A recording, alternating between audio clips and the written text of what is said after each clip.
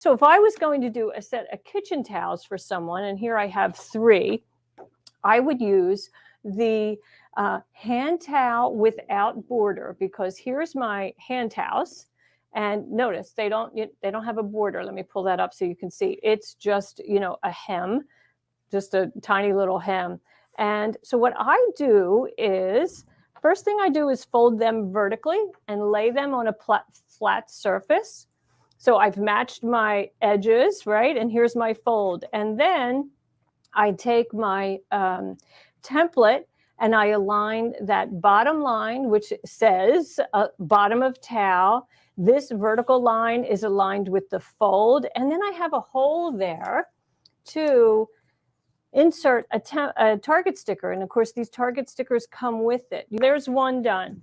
I mean, it's that fast. And then I would open it up and smooth it down. And then I'm ready to get that hooped. But let's go ahead and do another one. And I'll just show you how fast you can do 3 kitchen towels without borders. It's just so fast. Your